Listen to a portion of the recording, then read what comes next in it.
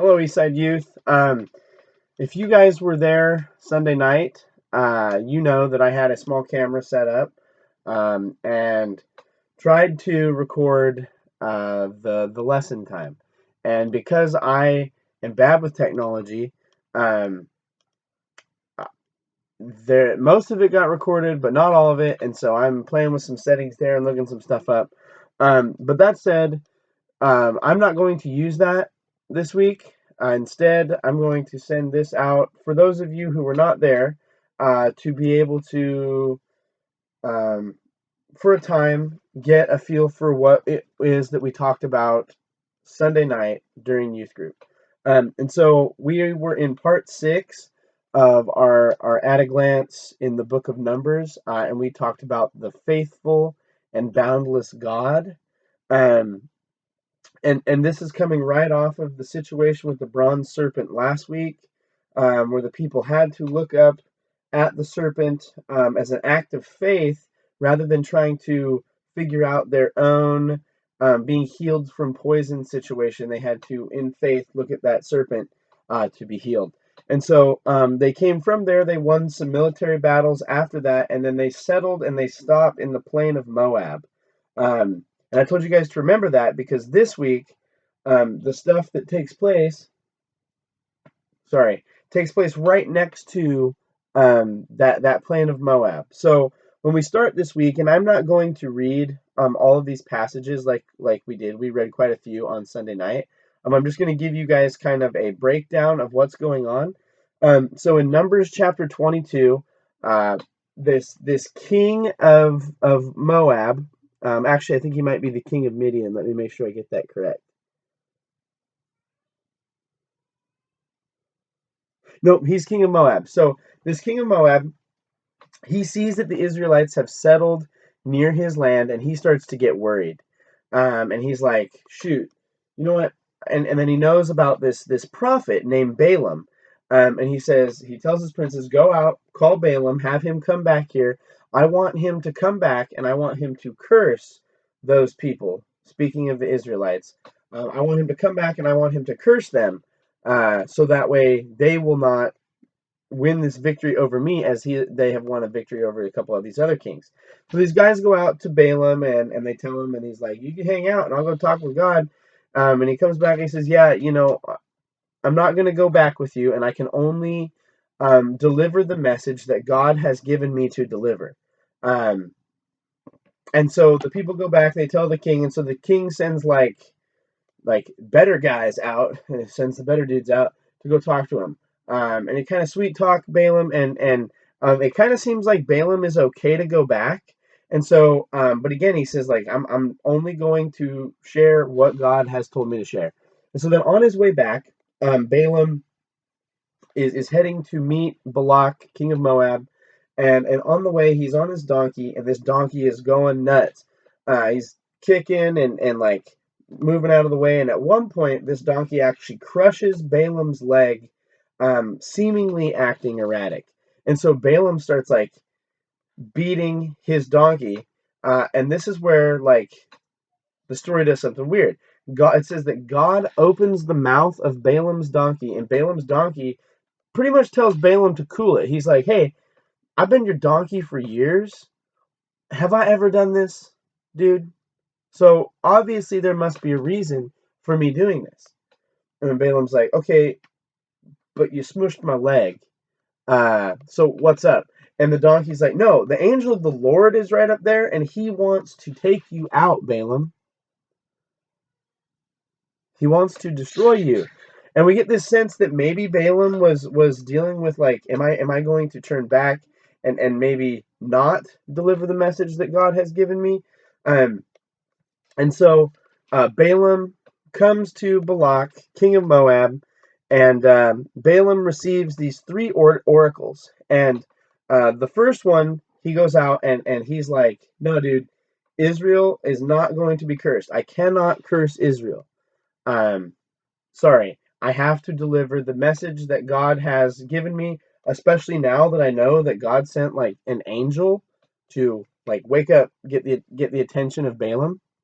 And so Balak doesn't like that. And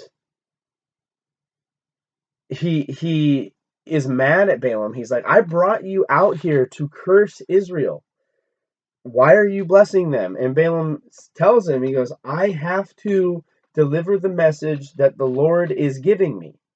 And I want to back up and pause for a second, because remember, Balaam is not an Israelite. He is not from Jacob. He is a Moabite or a Midianite. He is not of the people of Israel. Yet God is communicating with him and is speaking to him specifically about his people, the people of Israel. So Balak says, okay, well, let's try oracle number 2. Uh, you know, maybe if you get a better look at Israel, you will think maybe less of them, and you will be able to curse them then. So Balaam goes to a different spot, and again, he does not curse Israel. And Balak, in response to this, he says, okay, well, then if you can't curse them, at least just quit blessing them, because this is the opposite of what I brought you out here to do, Balaam. And then again, Balaam says, didn't I tell you, this is all in chapter 23 now. He says, didn't I tell you I have to deliver the words that the Lord says? That I must do. And then in chapter 24, we get Balaam's third oracle. And I want to, well, actually he has 4. Sorry, I messed that up earlier. He has 4, he has 3, and then like the last one is this big thing here. But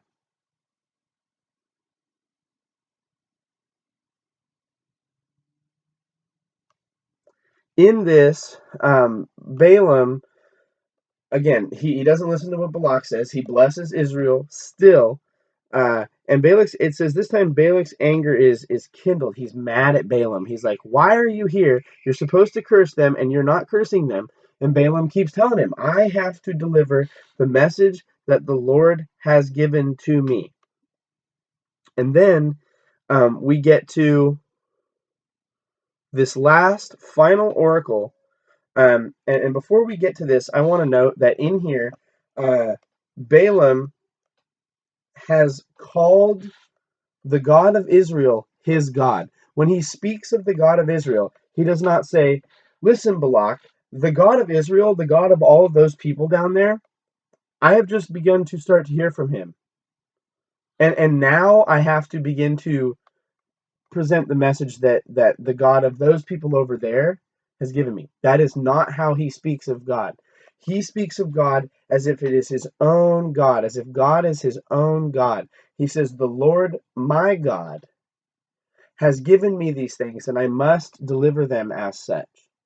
And we see this cool thing where, though God has been at work with the people of Israel down in the camp in the plain of Moab, he is also communicating with Balaam, this foreign prophet, on their behalf, blessing them, saying, Balaam, you are not an Israelite. You are actually a part of the group of people that in just a second is going to be cursed. But bless my people down at the bottom of the hill, of which you do not belong to right now. Or does he? Because remember, the blessing that God had through Jacob was so that all the nations of the world might be blessed. This plan was never exclusive to the people of Israel. God chose them. God wanted to use them, and he wanted to use them to spread this. But we see in the person of Balaam, in this prophet, that it is for these other people. And that's going to be important here in just a second when we start to talk about how Israel moves into this situation. So Balaam's final oracle, I'm going to read this because this one is where it goes from like, wow, God's using a foreign guy, to something cool and bigger going on. So it says, the oracle of Balaam, this is Numbers chapter 24, verse 15. The oracle of Balaam, the son of Beor, the oracle of a man whose eye is open, the oracle of him who hears the words of God and knows the knowledge of the Most High, who sees the vision of the Almighty falling down on it with his eyes uncovered. I see him, but not now. I behold him, but not near. A star shall come out of Jacob, And a scepter shall rise out of Israel. It shall crush the forehead of Moab and break down all the sons of Sheth. Edom shall be dispossessed. Seir also, his enemies, shall be dispossessed. Israel's doing valiantly. And one from Jacob shall exercise dominion and destroy the survivors of cities. And from there, he goes on to talk about Amalek and the Kenites and all this other stuff. But in this section, Balaam, this foreign prophet, he brings up a star shall come out of Jacob, a scepter, and scepter lends this idea to like a king is going to come out of Israel. And this is looking forward. Remember, they are just like a people that are wandering and they don't even have a land yet. And here's Balaam talking about how they're going to have a king who's going to rule them. And what does that king do? It'll crush the forehead of Moab and break down all of this other stuff. And one from Jacob shall exercise dominion. Now, in our study of the Book of Kings, we've been looking at all these different kings, and we know that like they're looking for this king still, and these guys are not meeting up to it. And here in Numbers 24, Balaam gives this prophecy about somebody to come, this scepter, this star, who is going to come and do this cool thing. And this language about crushing the forehead of Moab, that ties us back to Genesis 3, where God says to the serpent that this son of man is going to come and the serpent is going to bruise his heel, but that son of man is going to crush the serpent, defeat him. And so we get now in Numbers this foreign prophet, not an Israelite, receiving this plan that is pointing us forward to Jesus' fulfillment of it. Communicated, again, not to an Israelite person, but to a foreign prophet of the people that is not, like, that is against the people of Israel.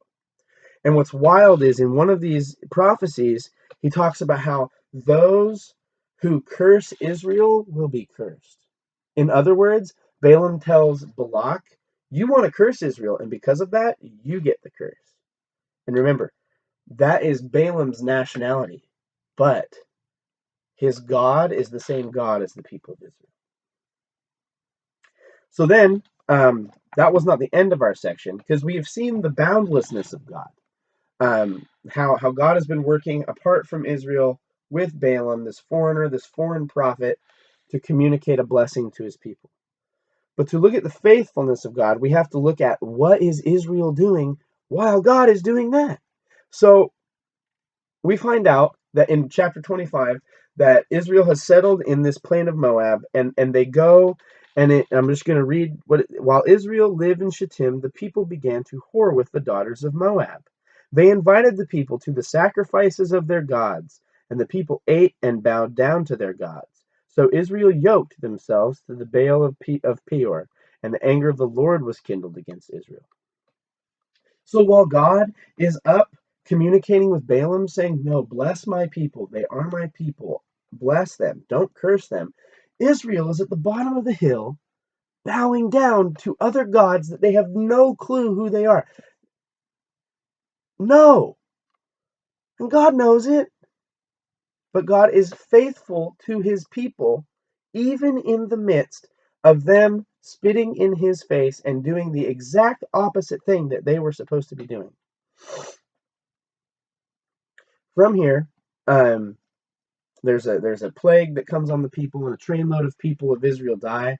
There's this guy named Phineas, and he goes in and he kills a couple people when they were in the act of consummating a marriage that would have brought these household gods into further worship. And it's this symbolic thing of like the zeal of Phineas is set up as the example of like, no, this is the opposite of what you should have been doing. And only because you chose to ignore what you had with God, now the consequence is there's going to be negative consequences for you, the people of Israel, and these people that you have dwelt with, because you have shown your tendency is to try to win favor with them and worship their gods in order to get something. And so as a result, God says, you need to push these people out. You need to drive them out. And I don't a lot of people will get to this section, and it is a tougher part in the Bible where we start to get like God is saying like drive these people out, destroy these people groups. But we look back at Balaam on the hill, and he is a foreigner. He is one of these people, and he is a worshiper of the God of Israel. And God's like communicating with him, and they have a relationship to the point where like he makes his donkey talk in order to confirm some stuff and save him. So for us to say that God does not care about these people, that is not true. How it is the Israelites' actions in trying to wed themselves and associate themselves with these gods, rather than coming in saying, "Hey, our God is awesome. He is greater. Check this out. Join this." That's not what they did. And I wonder if some of the story of what would happen moving forward would be a bit different. If they would have come in and said, "No, no, no, no. Our God is amazing. Look what all of He has done for us." If Israel would have showed a little faithfulness to their God, who knows how many of these Moabite people might have said, "Whoa, that crazy Balaam's been shouting about this guy for a while and nobody believes him, but maybe this is legit." But that's not what happens. And so uh, they are told to strike the Midianites and drive them out. And then that's like the end of this section. And we talked on Sunday night how we're almost done with Numbers. We've got one more lesson left in Numbers, and Numbers just kind of goes at the end. It just kind of dwindles out. There's a lot. Like we have like I think 10 chapters left, but there's a few cool things in there. But a lot of it is the people are ready and staged to go in and take the land. And right before they do that, we have this example of Balaam reminding us that God is boundless. He's not just in the tent of meeting. He can be working on the other side in the land already, and he is. But he's also a faithful God who is actively trying to communicate a blessing even when the people of Israel are doing what they have done so far in the story, which is complain, grumble, and turn away from him. Unless we think, whoa, remember, that's probably us more times than not, where we're complaining and we're not pursuing the things that God would have us to pursue. And those things have natural consequences. So this week we saw the faithful and boundless God. Next week we're going to talk about just the faithfulness of God as we close the book of Numbers. Sorry that the recording did not work the way that I wanted this week. I hope that this is a good stand-in for that as we begin to figure out how to still bring what's going on to you guys who might not yet have been able to join back up with us. We hope you're able to soon. We had a great time. And yeah, we're excited to see folks back, and we still miss some people. So if you're seeing this, I will see you again this Sunday. God bless. Love you guys.